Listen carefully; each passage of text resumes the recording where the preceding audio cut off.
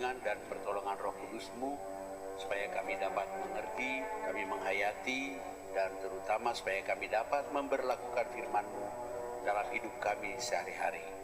Bersabdalah ya Tuhan, kami siap untuk mendengar. Di dalam nama Tuhan kami Yesus Kristus kami berdoa. Amin. Shalom. Kurang semangat shalomnya. Shalom. Selamat sore. Selamat sore ya. Mari kita buka Mazmur 138. Mazmur 138. Kita baca bergantian, saya baca ayat 1, jemaat membaca ayat 2, gantian sampai ayat yang ke-8. Mazmur 138. Aku hendak bersyukur kepadamu dengan segenap hatiku. Di hadapan para Allah aku akan bermazmur bagimu.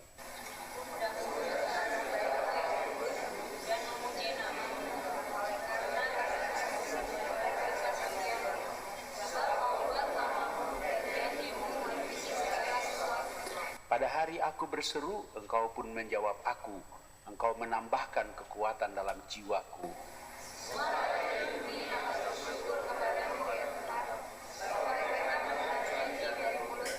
Mereka akan menyanyi tentang jalan-jalan Tuhan, sebab besar kemuliaan Tuhan.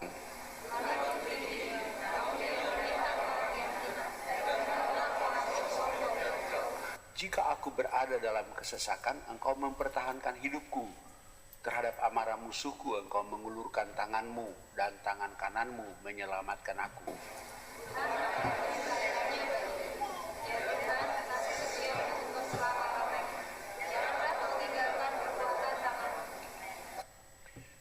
Saudara, Lembaga Alkitab Indonesia memberi judul pada Mazmur ini nyanyian syukur atas pertolongan Tuhan. Jadi Mazmur ini digubah sebagai syukur karena pemazmur telah mengalami pertolongan Tuhan. Sayang sekali tidak dijelaskan persoalan apakah di mana pemazmur mengalami pertolongan Tuhan dan bentuk pertolongan Tuhan itu bagaimana. Justru dari ayat-ayat yang kita baca ini kita akan menemukan beberapa hal. Yang pertama ialah bahwa pemazmur bersyukur kepada Tuhan karena Tuhan menolong dia. Tapi kalau kita simak dengan baik ternyata masalahnya belum selesai. Coba ayat 7, ayat 8 coba, ayat 8. Dikatakan apa di sana di ayat 8? Tuhan akan menyelesaikannya bagiku.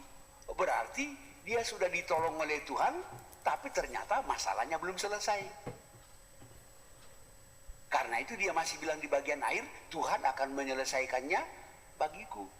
Berarti dia punya persoalan, dia punya problem, dan dia sudah mengalami pertolongan Tuhan, tapi ternyata masalahnya belum selesai. Sehingga dia masih mengatakan Tuhan akan menyelesaikannya bagiku. Kalau begitu pertolongan apakah yang dia terima? Simaklah ayat 3. Pada hari aku berseru, engkau pun menjawab aku. Jadi yang pemazmur syukuri apa? Pertama-tama bukan karena dia punya masalah sudah selesai, bukan.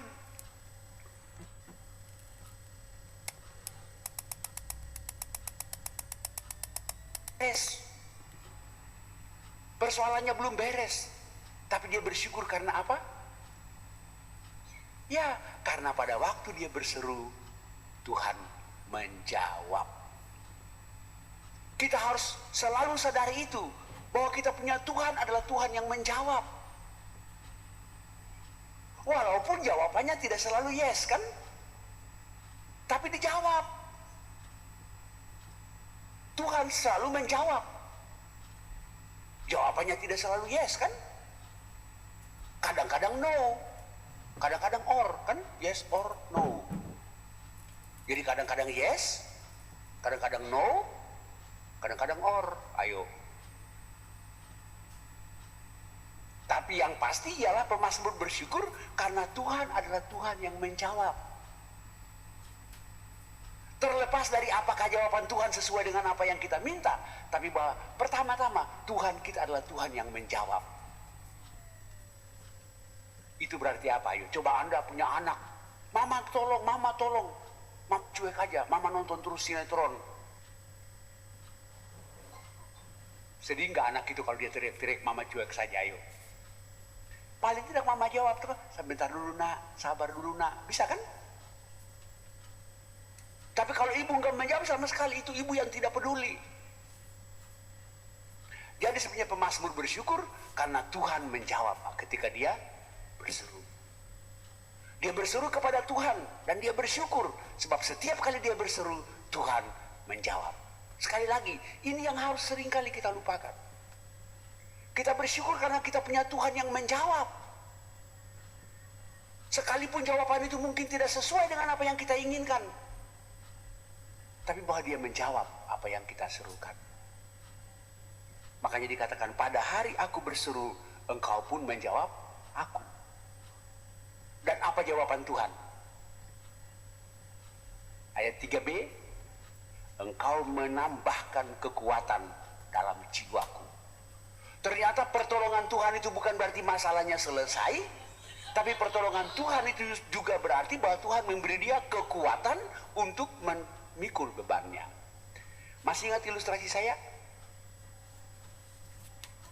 Pasti dalam hati saudara tanya, yang banyak, yang mana ya? Banyak amat ilustrasi Bapak kan gitu kan? Ilustrasi saya mengenai anak kecil. Masih ingat gak anak kecil kalau disuruh pikul beras 1 karung kan? Begitu beras itu, atau belum pernah dengar? Apa saya khotbah di tempat lain kalau gitu ya? Coba anak kecil harus pikul beras 1 karung kan? Begitu beras itu ditaruh di atas bahunya, saking beratnya beban itu, dia melorot ke bawah kan? Dia teriak-teriak, papa, papa tolong. Kira-kira bagaimana si bapak itu menolong anak itu, ayo? Ya, ada 2 kemungkinan. Kemungkinan pertama, bapaknya ambil beras itu dan persoalan anak itu selesai, betul nggak? Tapi kemungkinan kedua tidak. Berasnya tidak diambil, bebannya tidak diambil, tapi bapak itu datang pegang anaknya dari keteknya kan kalau nggak bau. Ayo nak, berdiri nak. Ayo nak, jalan nak. Ngerti? Beban tidak dilepaskan, tapi dia ditambah kekuatan sehingga dia mampu memikul beban itu. Mengerti ilustrasi ini enggak? Kalau nggak ngerti, saya nggak punya ilustrasi lain lagi untuk menjelaskannya. Itu yang pemazmur bilang, ya. Makanya persoalannya belum selesai, tapi yang Tuhan jawab ialah dikasih kekuatan untuk memikul persoalan. Dan untuk itu dia sudah bersyukur. Kita ini nunggu sampai persoalan tuntas baru bersyukur kan? Kalau nggak tuntas-tuntas, nggak syukur-syukur. Tidak. Walaupun persoalannya belum selesai, tapi ketika Tuhan menjawab dia untuk memberi dia kekuatan, maka dia sudah bersyukur. Ketika saudara sakit, saudara minta kesembuhan, apakah Tuhan langsung kasih kesembuhan? Belum tentu. Mungkin Tuhan bilang tunggu dulu 3 tahun, 3 tahun kelamaan juga ya. Mungkin 1 bulan kau sakit, tapi dalam 1 bulan itu Tuhan kasih kau kekuatan. Dan atas kekuatan itu saudara juga harus bersyukur. Kalau seorang ibu suaminya meninggal dunia hari ini, Tuhan tetap menolong dia, iya enggak? Tapi kira-kira bagaimana cara Tuhan menolong dia? Ada 2 kemungkinan. Besok pagi dapat suami baru. Kemungkinan kedua, bertahun-tahun dia hidup menjanda dengan segala proses sosial, dengan segala problem sosial ekonominya, betul enggak? Tapi dia diberi kekuatan oleh Tuhan untuk memikul bebannya, iya enggak? Dan menurut pengalaman hidup, Tuhan pakai mana yang banyak? A apa B? Ayo. B. Kayaknya bapak-bapak A deh. Kalau janda A, kalau duda B. Salah. Ya, saya rasa tidak mungkin suaminya meninggal dunia hari ini, besok pagi dapat suami baru. Itu saya rasa itu bukan pertolongan Tuhan itu. Jadi pemazmur bilang begini, ya. Pada hari aku berseru, engkau menjawab aku. Jawabannya apa? Engkau menambahkan kekuatan dalam jiwaku. Persoalannya nanti selesai belakangan, belum waktunya selesai. Tapi yang Tuhan kasih ialah kekuatan. Dan seringkali kita lupa itu. Kita seringkali begitu terpaku pada hasil sehingga lupa proses. Kita mau cepat berhasil sehingga kita lupa bahwa pertolongan Tuhan juga berlangsung dalam proses. Tuhan tidak hanya memberi pertolongan dari dalam hasil, tapi juga di dalam proses. Dan saya rasa Tuhan bekerja juga butuh waktu. Tuhan bekerja di dalam waktu. Saudara yakin nggak Tuhan bisa menciptakan langit dan bumi dalam satu hari? Bisa jadi seluruh langit dan bumi ini bisa dalam satu hari jadi nggak? Bisa kan? Kenapa dia bikin dalam 6 hari? Ayo. Kenapa menurut Alkitab dia bekerja dalam 6 hari? Ayo. Saudara tidak tahu kan? Ya saya juga tidak tahu. Tapi itu menggambarkan bahwa Tuhan tetap bekerja, tapi Tuhan butuh proses kan? Tuhan bekerja dalam proses. Memang dalam Alkitab diceritakan juga hal-hal yang mujizat kan? Yang langsung jadi. Tapi juga tidak kurang kesaksian Alkitab yang mengatakan bahwa Tuhan juga bekerja dalam proses waktu. Dan dalam hal berdoa, masih ingat ada 3 kata kunci yang penting. 1, mintalah maka kepadamu akan diberi. Kedua, carilah maka kamu akan mendapat. Mintalah, berdoalah kan? Tapi sudah itu, carilah. Mintalah duit dari Tuhan. Tapi sudah itu carilah di perusahaan, di kerjaanmu kan? Dan saya rasa dalam hal ini orang Kristen sangat sadar. Karena ada semboyan yang terkenal, ora et labora kan? Berdoa dan bekerja. Berdoa tapi tidak bekerja, itu bahasa Latinnya tahu, ora kerja. Ya.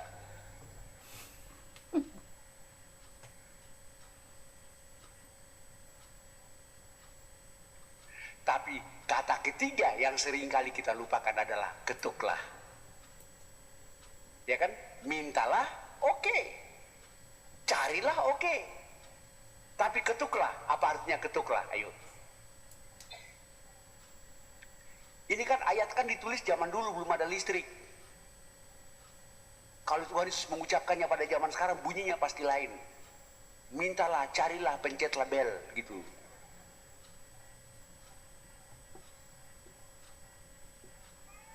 Mintalah, carilah, ketuklah. Kalau Anda datang ke rumah saya bertamu, ketok, tok, tok, tok. Sudah itu apa? Ya, tunggu sampai saya buka pintu, kan? Jadi yang maksimal Anda buat apa? Tok, tok, tok. Setelah tok, tok, tunggu. Kapan saya buka pintu itu urusan saya. Betul kan? Tapi banyak orang tidak sabar. Tok-tok dibuka, dubrak. Itu mau bertamu apa ngerampok? Coba ayo. Tapi kita tidak bisa dobrak pintu Tuhan. Maka yang sering kali terjadi adalah tok-tok di pintu Tuhan nggak dibuka-buka, kita pindah ke pintu dukun. Pintu dukun itu nggak tok-tok lagi, tahu nggak?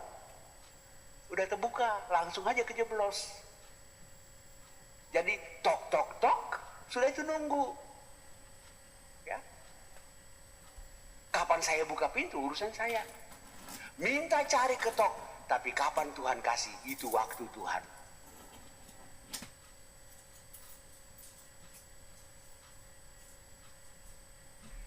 Jadi kalau cucu saya datang, tok tok tok, opa, saya lagi sibuk di kamar mandi, ya, tunggu ya cu, ya, ngerti nggak? Kalau saya jawab, walaupun saya belum buka pintu, cucu saya sudah senang karena saya menjawab, betul kan? Tadinya saya sangka saya punya ilustrasi cuma 1, ternyata udah 3. Jadi Tuhan pasti menjawab, ya. Jawaban itu tidak selalu sesuai dengan apa yang kita minta, tapi dijawab. Pemazmur berkata bahwa pada hari aku berseru, engkau menjawab aku. Itulah yang dia syukuri. Dan jawaban Tuhan ialah memberi dia kekuatan untuk memikul bebannya. Tuhan menambahkan kekuatan dalam jiwanya. Jadi dia berseru kepada Tuhan, Tuhan menjawab. Tapi bagaimana untuk bisa berseru? Ayo. Bagaimana saudara berseru? Orang bisa berseru itu apa sih maksud saya? Kadang-kadang saya tidak mengerti apa yang saya maksud lagi ya.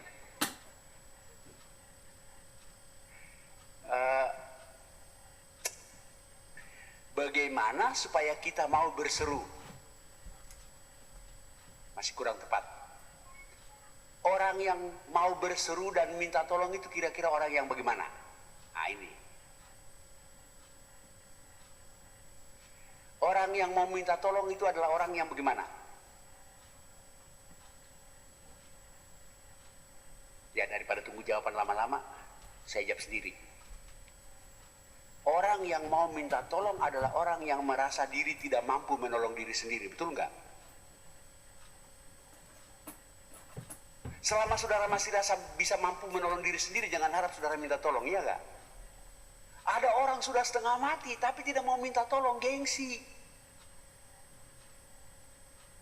Pemazmur ini mengatakan hanya orang yang apa saja yang mau berseru. Ya, ayat 6. Tuhan itu tinggi, namun ia melihat orang yang hina. Hanya orang yang merasa dirinya tak mampu, hanya orang yang merasa dirinya tak layak, hanya orang yang merasa dirinya tak punya apa-apa, hanya mereka itulah yang mau berseru. Selama saudara merasa saudara mampu, selama saudara merasa saudara hebat, selama saudara merasa punya semua, jangan harap saudara mau berseru, bukan? Hanya orang yang merasa tidak punya apa-apa yang meminta tolong. Dan itu yang oleh Alkitab, oleh pemazmur disebut orang yang hina. Tuhan itu tinggi, tapi orang hina diperhatikan.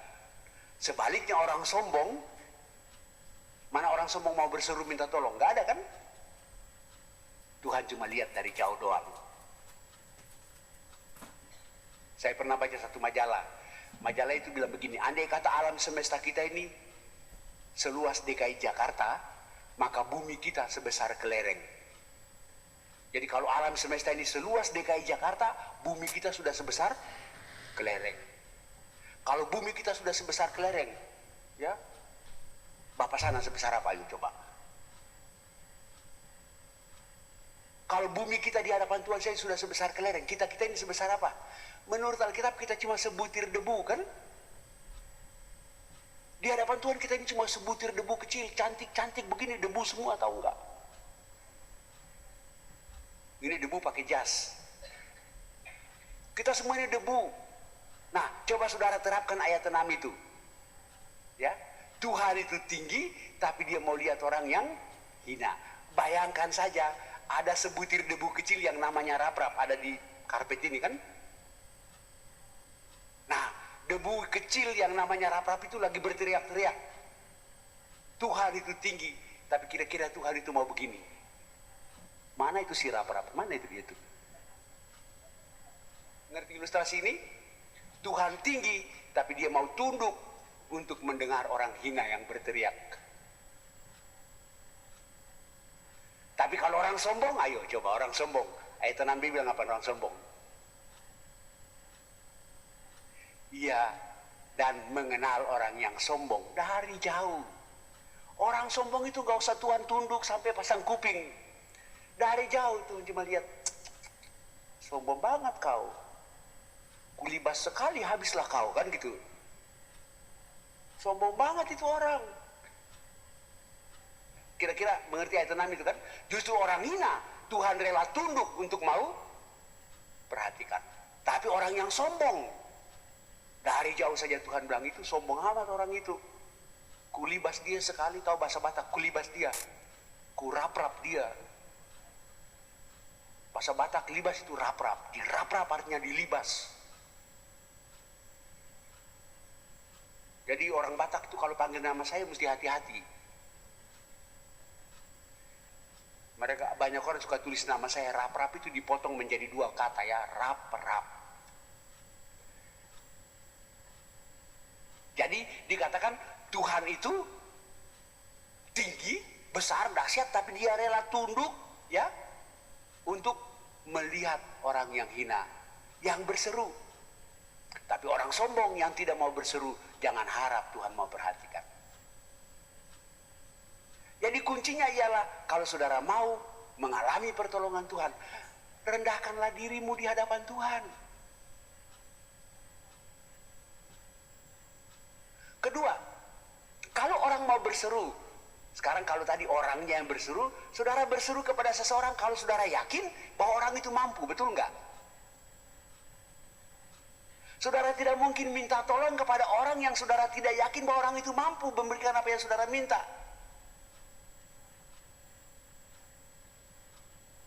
Dan itu terlihat pada ayat yang kedua.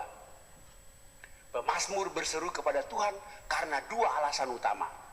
Aku hendak sujud ke arah bait-Mu yang kudus dan memuji nama-Mu oleh karena kasih-Mu dan oleh karena setiamu. Alasan pertama sehingga pemazmur mau berseru kepada Tuhan ialah karena kasih dan setia Tuhan. Dia berseru karena dia tahu Tuhan mengasihi dia. Sama seperti seorang anak tidak yakin bahwa orang itu mampu memberikan apa yang saudara minta.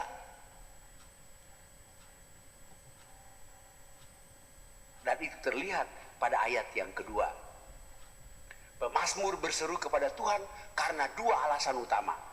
Aku hendak sujud ke arah bait-Mu yang kudus dan memuji nama-Mu oleh karena kasih-Mu dan oleh karena setiamu. Alasan pertama sehingga pemazmur mau berseru kepada Tuhan ialah karena kasih dan setia Tuhan. Dia berseru karena dia tahu Tuhan mengasihi dia. Sama seperti seorang anak pasti mau berseru kepada mamanya karena dia tahu mamanya mengasihi dia. Jadi pemazmur mengatakan dia berseru kepada Tuhan karena dia yakin Tuhan itu penuh kasih setia kepadanya. Tapi alasan kedua untuk berseru kepada Tuhan ialah masih kalimat berikut. Sebab kau buat nama-Mu dan janji-Mu melebihi segala sesuatu. Nama dan janji melebihi segala sesuatu. Apa hubungan nama dengan janji? Ayo.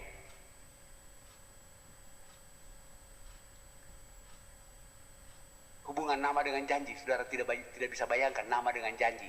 Begini deh, kalau ada pembohong yang teman saudara yang saudara tahu tukang bohong, janjiin saudara, tenang aja Bu, nanti aku kasih 5.000. Percaya nggak?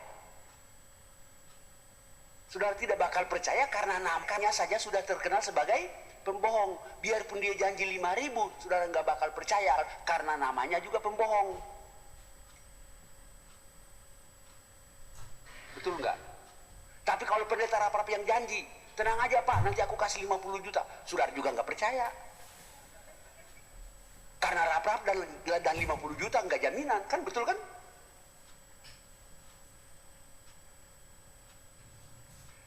Begini, masih belum mengerti juga. Jadi kalau pendeta Rap-Rap janji 50 juta, saudara percaya nggak? Nggak percaya karena nama Rap-Rap dan 50 juta nggak jaminan. Boro-boro 5 juta, 5.000 aja minta kan gitu kan. Tapi kalau saudara Pak Rap-Rap, kalau tenang aja Ibu San, nanti pendeta Rap-Rap datang khotbah di Duta Injil. Nama Rap-Rap dan khotbah itu jaminan. Ngerti nggak maksudnya? Bukan nyombong, cuma kasih tahu aja gitu. Nama seseorang dan janji orang itu berkaitan erat.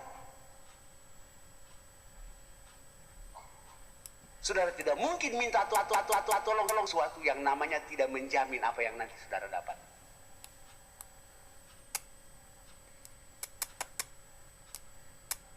Ya?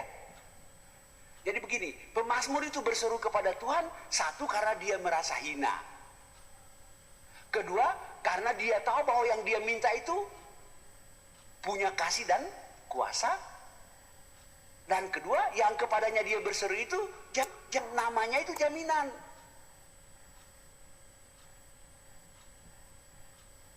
Saudara mau berseru kepada Tuhan dalam kesusahan saudara, nomor satu, saudara harus merasa hina.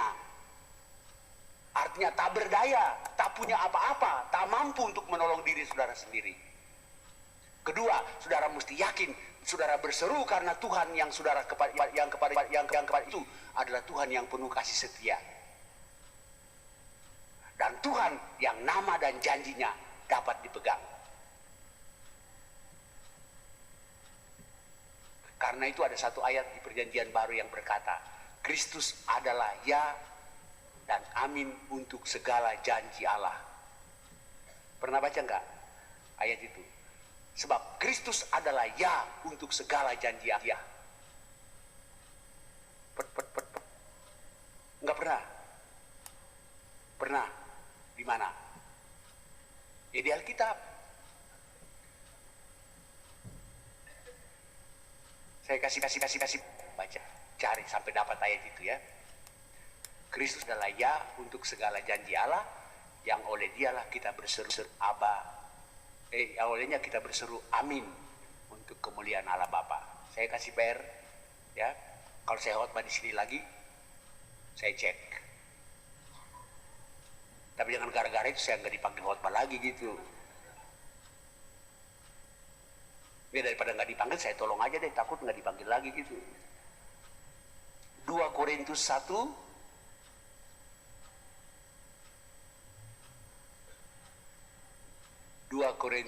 ayat 20.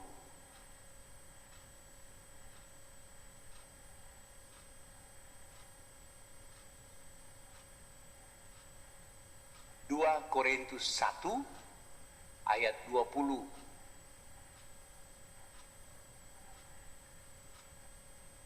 Betul enggak? Sebab Kristus adalah ya untuk segala janji Allah. Nama Kristus itu jaminan untuk semua janji Allah bagi kita. Dan oleh karena itu di dalam Kristus kita tinggal bilang amin. Untuk kemuliaan Allah lah. Jadi saya coba meresume tahu? Kenapa mesti pakai bahasa asing ya? Mengikhtisarkan. Nah itu dari kemarin saya cari kata itu baru ketemu sekarang ya. Saya mencoba mengikhtisarkan garis besar Mazmur ini. Pemazmur ini bersyukur kepada Tuhan karena dia mengalami pertolongan Tuhan. Pertolongan itu tidak berarti bahwa masalahnya sudah selesai. Masalahnya belum selesai, tapi dia sudah dapat pertolongan Tuhan, yaitu jawaban. Jawaban itu tidak selalu sesuai dengan apa yang dia minta, tapi jawaban itu adalah memberi dia kekuatan. Sampai waktunya baru masalah itu diselesaikan oleh Tuhan. Tapi untuk berseru kepada Tuhan dibutuhkan 2 hal. Dari pihak si pemazmur itu sendiri dibutuhkan sikap kerendahan hati. Kehinaan tanda petik. Tapi kedua, dari pemazmur itu dibutuhkan keyakinan bahwa Tuhan yang kepadanya dia berseru itu adalah Tuhan yang penuh kasih setia. Dan Tuhan yang nama dan janjinya adalah jaminan. Itu dua-dua harus ada pada diri pemazmur, diri kita. Kalau kita mau berseru kepada Tuhan, pada satu pihak dalam diri kita ada enggak rasa kerendahan hati itu, rasa hina itu, rasa tak berdaya itu, rasa tak mampu itu. Tapi pada pihak yang kedua, apakah kita mempunyai keyakinan bahwa Tuhan memang tetap mengasihi kita, setia kepada kita, dan bahwa dia mampu melakukannya. Coba saudara pikirkan kombinasi dari 2 hal itu, mengasihi dan jaminan. Atau di Mazmur lain kasih dan kuasa. Kalau orang punya kasih saja tapi nggak punya begini. Kalau saya anak saya, tapi saya mengasihi anak saya, tapi kalau nggak punya duit saya bisa kasih dia duit nggak? Nggak. Punya kasih tapi sekaligus punya kuasa. Tuhan kita itu mengasihi kita, tapi sekaligus dia mampu. Sebaliknya, banyak orang punya banyak duit, tapi tidak punya kasih kan? Makanya juga dia tidak bisa menolong orang. Oleh karena itu, sekali lagi, Mazmur ini bersyukur karena pertolongan Tuhan. Lalu, Bagaimana caranya dia bersyukur? Ayo, ayat 1. Aku hendak bersyukur kepadamu dengan segenap hatiku. Dengan segenap hati. Persoalannya baru setengah selesai, tapi syukurnya sudah segenap hati. Kalau kita pertolongannya setengah, syukurnya juga setengah, pakai diskon lagi kan gitu. Pertolongan Tuhan walaupun baru setengah jalan, tapi syukurnya sudah dengan segenap hati. Kedua, syukurnya itu adalah syukur yang terbuka di hadapan para Allah. Dikatakan di hadapan para Allah, Allah lain. Waktu itu bangsa Israel berada di tengah-tengah Allah yang lain. Orang-orang yang menyembah Allah lain. Artinya syukur kita tidak syukur yang introvert, tapi extrovert. Syukur yang terbuka, yang dilihat juga oleh orang lain. Orang lain juga bersyukur kepada Tuhan. Nah, saya tidak tahu Anda punya persoalan apa, tapi khotbah firman Tuhan hari ini hendak mengatakan, Tuhan selalu menjawab. Ingat, jawaban Tuhan tidak selalu sesuai dengan apa yang kita minta. Pada waktu saya ulang tahun lalu, saya sudah mau ulang tahun lagi dekat-dekat ini. Tahu nggak ulang tahun saya?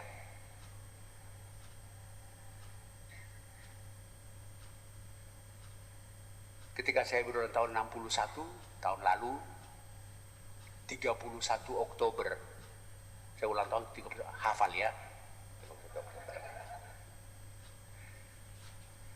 Jadi sebulan lebih lagi saya berulang tahun. Persoalannya waktu saya khotbah kali lalu di Ambasador, Ibu Susan salah bilang sama Pak Iswara, kayaknya hari Minggu ini Pak Rara ulang tahun deh. Jadi akhirnya saya didoakan ulang tahun saya, padahal baru bulan April yang lalu itu gitu. Jadi pemberitahuan ini dengan maksud agar jangan saudara salah doa, maksud saya gitu. Bukan minta kado. Kalau dikasih juga siapa takut. Waktu saya ulang tahun 61, saya dapat SMS dari teman yang dekat. Ketika dia tahu bahwa saya sudah lama sakit gula, ya, sudah 10 tahun saya sakit gula dan saya selalu berdoa, berusaha untuk menjaga kesehatan dengan baik. Ketika saya ulang tahun 61, saya undang dia nggak sempat datang. Dia kirim cuma SMS. SMS-nya pakai bahasa Inggris. If God answer your prayer, yes, He is increasing your faith. Kalau Tuhan menjawab doamu ya, Dia membuat imanmu makin hari makin bertumbuh. If He delays, ya, apabila Dia bilang tunggu dulu, He is increasing your patience. Apabila Dia tidak menjawab atau diam saja, seolah-olah bilang tunggu, maka Dia sedang membuat kau supaya kesabaranmu makin hari makin tinggi. And if He says no, He must have something better for you. Jadi apabila Dia justru bilang tidak, pasti Dia sedang menyediakan yang lain yang lebih baik bagimu. Pendek saja SMS-nya. Jadi kalau saudara mau minta, saya bisa SMS-kan. Tahu-tahu datang SMS dari seorang teman yang lain, ya. Tapi saking panjangnya, kalau saya SMS-kan, dia menjadi 3 SMS. 3 kali 300, sudah berapa itu ya? Karena itu saya tulis gitu.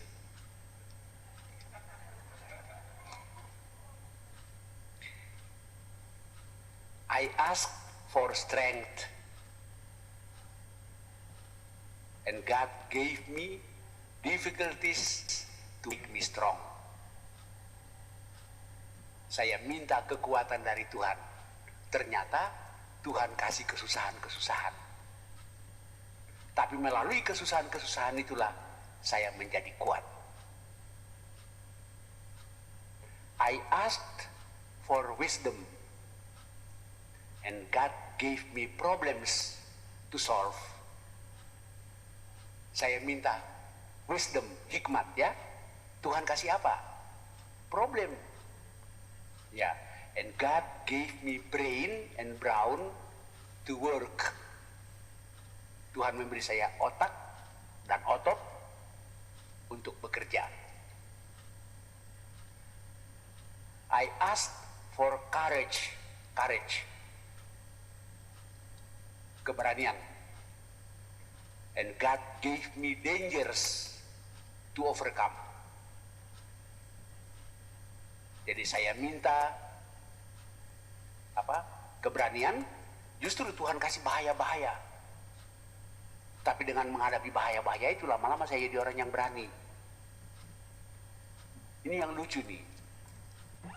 I asked for love. And God gave me what? Menurut Anda?